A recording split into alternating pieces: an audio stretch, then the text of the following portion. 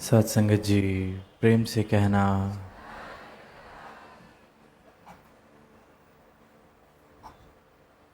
आज कुछ घंटों के लिए ही रांची में आने का अवसर मिला। सुबह ही लगभग 9 बजे पहुंचना हुआ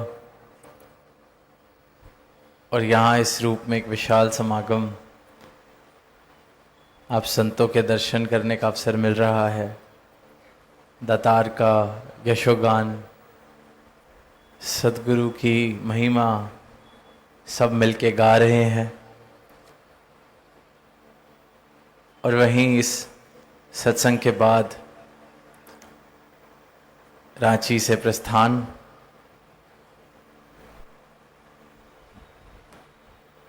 तो समा चाहे घड़ी के हिसाब से देखा जाए तो बहुत कम, पर उस समय में जो उद्देश्य है कि सत्संग की ये घड़ियां मिल जाएं, संतों के दर्शन हो जाएं, संतों के साथ एकत्रित होकर इस दातार का यशोगान किया जाए, इस मानव मात्र को ये संदेश दिया जाए कि एक पिता एक कस के हम बालक, कि हम इस एक परमात्मा की रचना है। कोई भेद नहीं, कोई फर्क नहीं, सब एक। तो चाहे समा घड़ी के मुताबिक अगर देखा जाए तो चंद घंटे, पर जहाँ ये सत्संग हिस्से आ गया तो लगता है कि उद्देश्य पूरा हुआ, काम पूरा हुआ। और यही संदेश संत आज दे रहे थे कि जीवन जो है, मानव जीवन जो मिला है, बहुत भागों से मिला है। इतनी आसानी से ये जन्म हासिल नहीं होता। 84 लाख योनियों के बाद मानव शरीर मिलता है। और क्यों खास है? क्योंकि इस मानव जन्म में इस परमात्मा की प्राप्ति की जा सकती है, इसका बोध किया जा सकता है। ये जो आने जाने शरीर बदल बदल कर, जैसे कि भगवत गीता में भी वो मिसाल कि जैसे हम वस्त्र बदलते हैं, आज जो कपड़े पहने हैं कल दूसरे कपड़े पहन लेते हैं, जैसे शरीर वस्त्र बदलता है उसी प्रकार यह आत्मा शरीर बदलती बदलती इसने ये मानव तन को प्राप्त किया है, धारण किया है। और इस मानव तन को सर्वोत्तम रचना कहा गया है परमात्मा की, क्योंकि इस मानव तन में रहते रहते इस परमात्मा को प्राप्त किया जा सकता है, इसके दर्शन किए जा सकते हैं। पर यह आत्मा जो इतने शरीर बदल चुकी है, इतनी बार शरीर धारण करके फिर शरीर को छोड़ के फिर नया शरीर धारण करती है, तो इस चक्र में घूम घूम कर, इस चक्र में आ आकर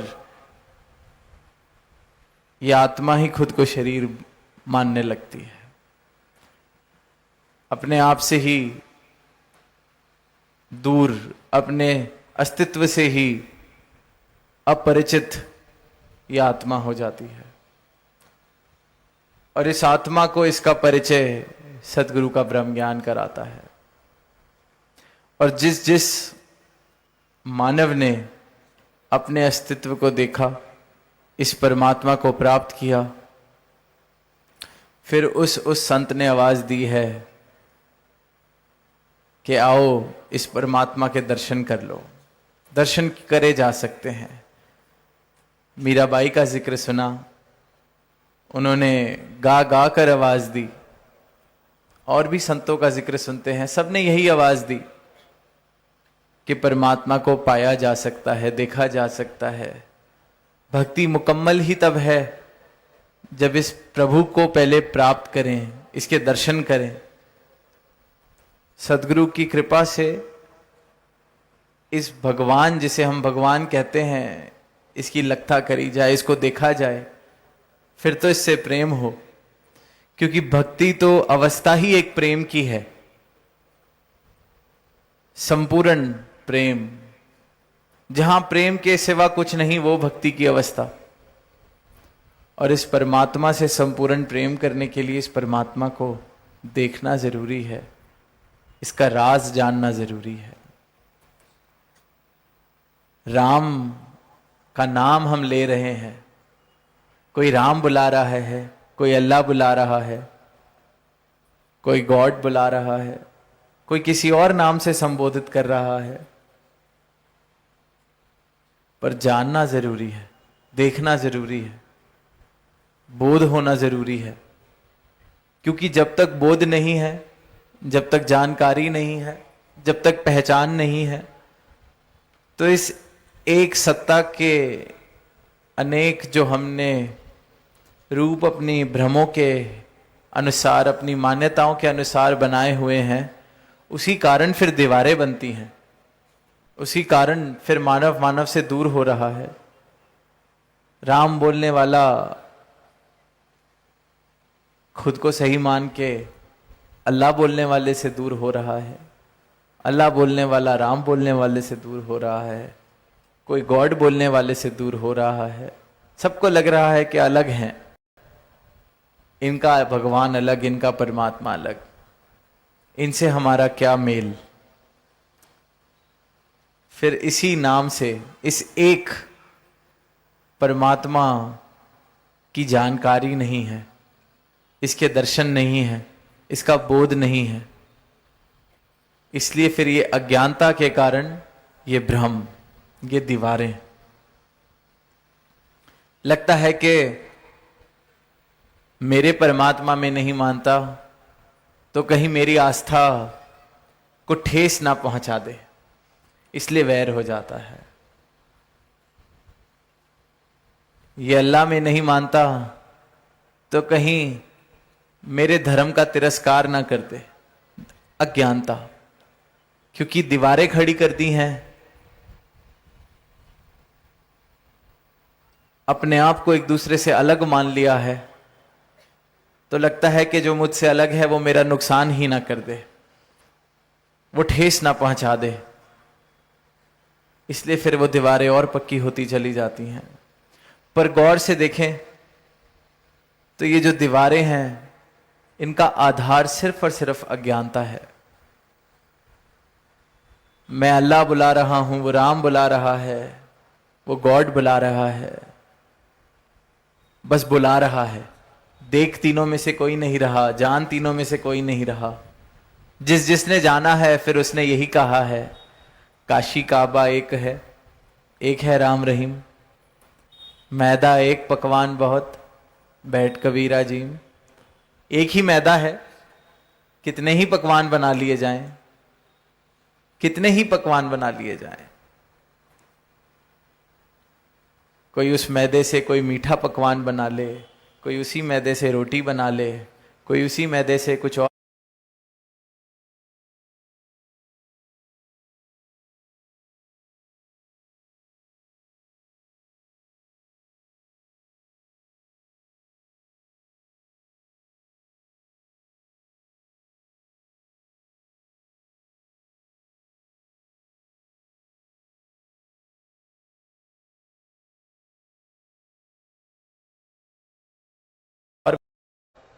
वो अब अलग नहीं लगता, वो दूर नहीं लगता, क्योंकि दूरी का कारण, विभिन्नता का कारण अज्ञानता थी।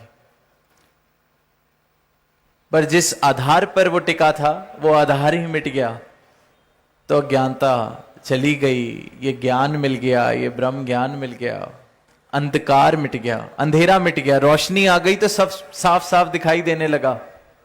जो अंधेरे में एक रस्सी को सांप समझा हुआ था और उससे डर रहे थे, जैसे ही रोशनी आई, साफ साफ दिख गया ये तो रस्सी है, इससे डरने की कोई गुंजाइश ही नहीं, जरूरत ही नहीं। इसी प्रकार जब ये ज्ञान की रोशनी, ब्रह्म ज्ञान की रोशनी जीवन में आती है, तो फिर इन दीवारों की गुंजाइश नहीं रहती, दूरियों की गुंजाइश नहीं रहती।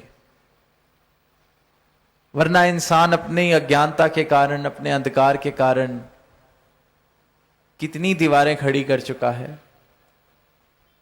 भाषा के नाम पर, प्रांत के नाम पर, रंग के नाम पर, कुल के नाम पर, जाति के नाम पर,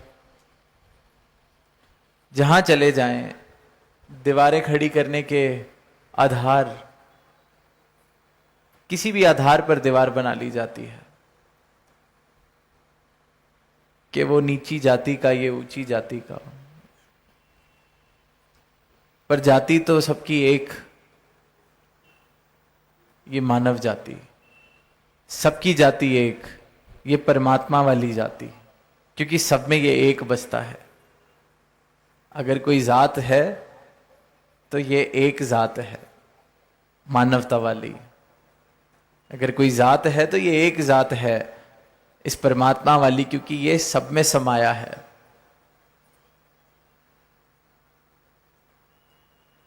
एक एक जीव,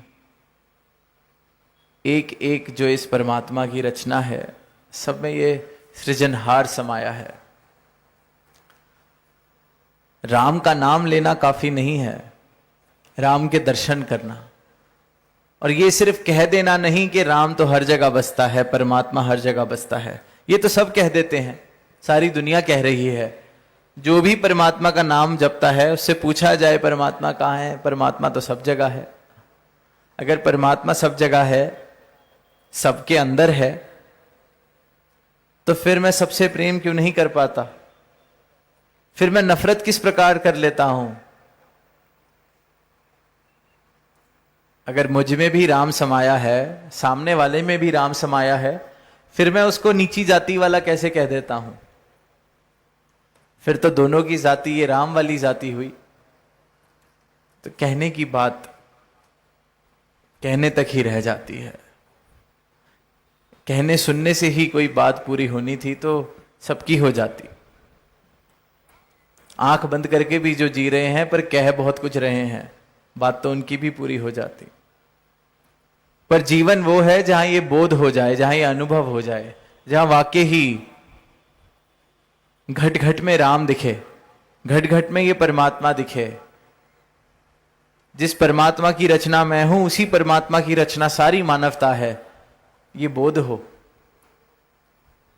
फिर स्वभाव में प्रेम आता है। फिर प्रेम स्वाभाविक हो जाता है। फिर जो आज गीत सुन रहे थे संतों के द्वारा कि सबका भला हो, सब जगह सुख बरसे, सबके भले की कामना मन में आ जाती है। वरना इंसान की हालत देखें, इंसान को सारे सुख भी मिल जाते हैं, तब भी इंसान खुश नहीं हो पाता। संसार के सुख भी मिल जाएं, तब भी इंसान खुश नहीं हो पाता, आनंद में नहीं आ पाता।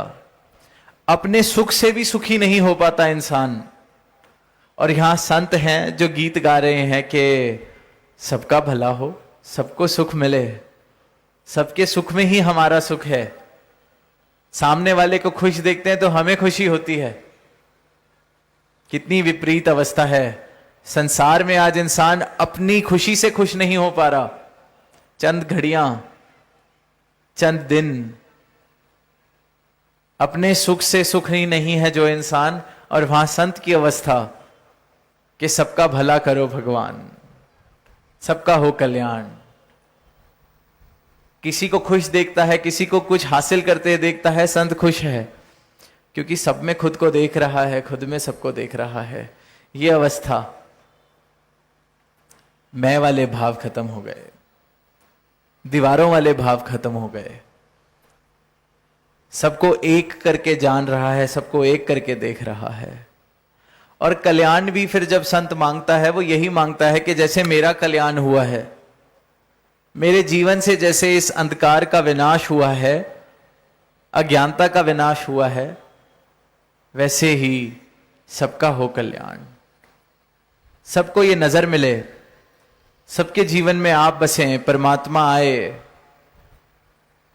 ये जो ज्ञान चक्षु मुझे मिले हैं, अंधकार मिट गया, वैसे ही अंधकार मिट जाए। ये जो रस्सी से डर रहे हैं सब सांप समझ के, सबके जीवन में रोशनी आए कि रस्सी को रस्सी की तरह देख सकें। क्यों बेकार के वैर हैं, क्यों बेकार की नफरतें हैं, किस बात की जात है, किस बात के रंग नस्ल के फर्क हैं। इंसान को ये मौका मिला है प्रेम से जीने का, भाईचारे से जीने का। क्यों इस अवसर को गवाया जा रहा है, क्यों विरोध वाली भावना को पनपने दिया जा रहा है, क्यों मैं मेरी की मार है। संत यही सवाल पूछ रहे हैं, यही आवाज दे रहे हैं कि जाग कर जीवन जिया जाए, अंधकार में नहीं, जाग कर जिया जाए।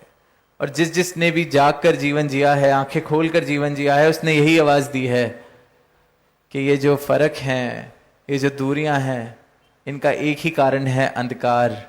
अंधकार मिट जाए। एक ही कारण है कि इंसान सोया हुआ है, निद्रा की अवस्था में है। ये निद्रा टूट जाए, आंखें खुल जाएं। आंखें खुल गई तो फिर वो वाली अवस्था के घट घट देखे अलग को, पूछे जात ना पात। हर घट में इस अलग को, इस एक को, इस प्रभु को, इस परमात्मा को देख रहा है। फिर राम राम सिर्फ नाम नहीं है, फिर राम सर्वव्यापक है, ये सिर्फ एक कहने की बात नहीं है। राम की सर्वव्यापकता का एहसास है मुझे। राम के सर्वव्यापी के दर्शन किए हैं मैंने। जो बात फिर कही गई है कि शारक से भी नजदीक है ये परमात्मा, तो इस शारक से नजदीक परमात्मा के दर्शन करे हैं मैंने। दर्शन करे हैं, एहसास किया है, इस बात का बोध हुआ है कि मुझ में बस रहा है। मेरा अस्तित्व, जो मैं हूं, ये शरीर नहीं हूं। ना तन मेरा है, ना मन मेरा है, ना धन मेरा है, ना ये उपलब्धियां मेरी हैं। इसी प्रकार मेरा मूल रूप जो है, हर जीव का मूल रूप वही, हर इंसान का मूल रूप वही। तो इस एक ने हम सबको बनाया है, तो हम सबकी जात एक है। फिर फर्क क्यों, फिर नफरतें क्यों? तो ऐसे ही संसार का निर्माण संत करते आ रहे हैं, इस एकत्व की नजर के साथ कि ये एक को देख लिया, एक को जान लिया, तो एक हो जाना स्वाभाविक है। आज कई बार वो जिक्र हुआ कि मटका अगर ढक्कन लगा हुआ है, उसमें जो पानी है वो समुद्र के पानी से अलग है, पर उसको समुद्र में अगर पानी को डाल दिया जाए तो वो एक हो जाता है। अभी बरसात हुई, बादल बरसे, अब जो जो पानी समुद्र में बरस गया होता, जो बादल समुद्र के ऊपर बरस गए, वो पानी तो समुद्र में एकमिक हो गए, समुद्र के साथ एकमिक हो गई वो बूंदें। फिर वो अलग करके नहीं बताई जा सकती कि ये अभी इस बादल से गिरी थी, वो सब समुद्र हो गए। उसको अलग करके नहीं बोला जा सकता, ये देखो ये कल जो बारिश हुई थी ये उसका पानी है, या आज जो बारिश हुई है ये उसका पानी है, ये जो 2 घंटे पहले पानी बरसा था, बरसात बरसी थी, उसका पानी है, बिल्कुल नहीं। और यहीं जो बादल अभी बरसे, ये शायद इस शमियाने के ऊपर ही इकट्ठा हो गया होगा। इसको कहा जा सकता है कि देखो ये पानी अभी थोड़ी देर पहले बरसा है, क्योंकि अपने स्रोत से मिला नहीं। इसी प्रकार जब तक मैं अलग हूं, मैं खुद को अलग देख पा रहा हूं कि मैं अलग हूं, मैं अलग हूं, अज्ञानता है, मिला नहीं अपने स्रोत से। और जब अपने स्रोत का बोध हो गया, जब इस एक को देख लिया, एक को जान लिया, एक हो गया इसके साथ, फिर क्या अवस्था है? फिर वो अवस्था है कि राम कबीरा एक बहे, कोई न सके पहचानी। और ये जो अवस्था का जिक्र किया है, कबीरदास जी ने जो पंक्तियां लिखी हैं, ये जीते जी लिखी हैं। इस अवस्था को जीते जी प्राप्त किया गया है। हर संत ने यही कहा है कि जब तक ये श्वासें चल रही हैं, इस प्रभु का बोध किया जा सकता है, इस परमात्मा का बोध किया जा सकता है, अज्ञानता को मिटाया जा सकता है, अंधकार को मिटाया जा सकता है। राम और कबीरा एक जीते जी हुए हैं।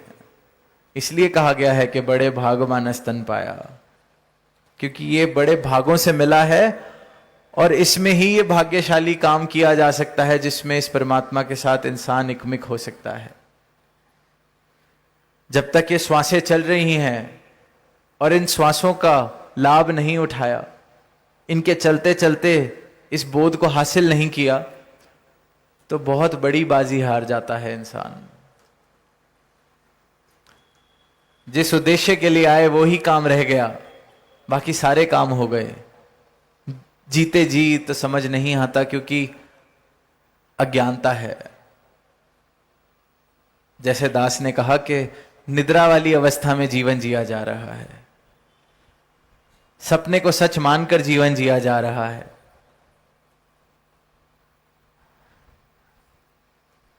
कोई इंसान सो रहा हो, अक्सर सपने आते हैं, सपने में बहुत कमाल का भोजन खाया हो, पर जब उठेंगे शरीर की भूख नहीं मिट जाती। सपने में चाहे स्वादिष्ट से स्वादिष्ट भोजन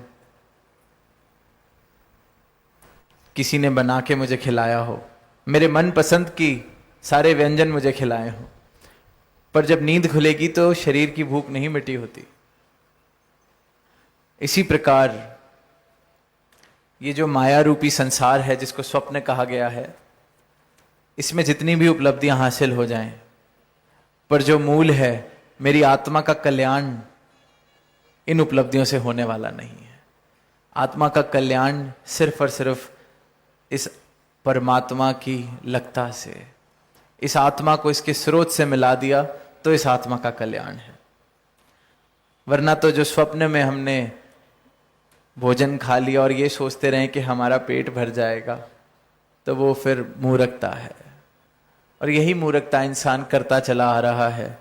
और इसी मूर्खता से बचाने के लिए संतों ने युगों युगों से यही आवाज दी है कि हे इंसान, जाग जा, जाग जा, जाग कर जी, आंखें खोल कर जी, देख तू किन चीजों के पीछे भाग रहा है। इस संसार चक्र में तू सिर्फ घूम ही जा रहा है। अक्सर गांव में कोल्हू के बैल को देखा होगा हमने, जो पूरा दिन चलता है पर कहीं पहुंचता नहीं। पूरा दिन चलता है, सुबह से शाम तक चलता है, और जब रात रुकने का समय आता है तो वहीं का वहीं। इसी प्रकार इंसान भी संसार चक्र में चलता जा रहा है। सुबह से शाम चल रहा है, साल बीत जाते हैं, दशक बीत जाते हैं, पर इंसान जब रुक के देखता है कि पहुंचेगा। जब बाल अवस्था थी तो अच्छे नंबरों के पीछे भाग रहा था कि अच्छे नंबर आ जाएं, आ भी गए। फिर उसके बाद किसी अच्छी नौकरी के पीछे भाग रहा था, फिर उसके बाद बड़े घर के लिए, फिर बड़ी गाड़ी के लिए। फिर रुक के देखता है, भाग ही रहा है, पहुंच क्यों नहीं रहा कहीं?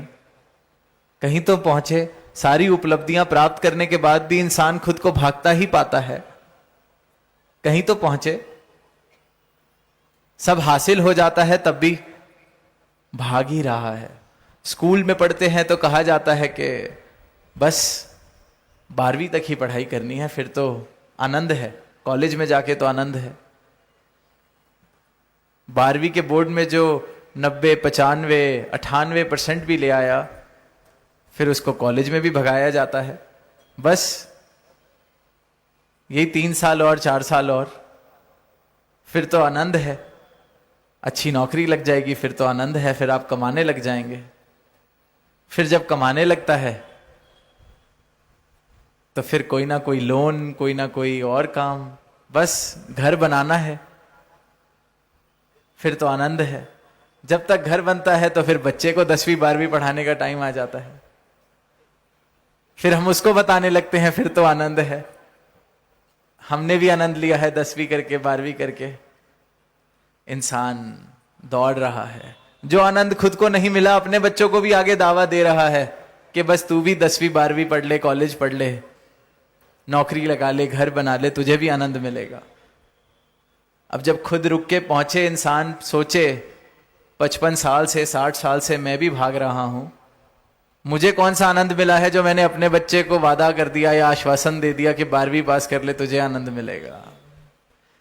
कोल्हू के बैल जैसी अवस्था है इंसान की, चले ही जा रहा है, चले ही जा रहा है, चले ही जा रहा है, पहुंच कहीं नहीं रहा।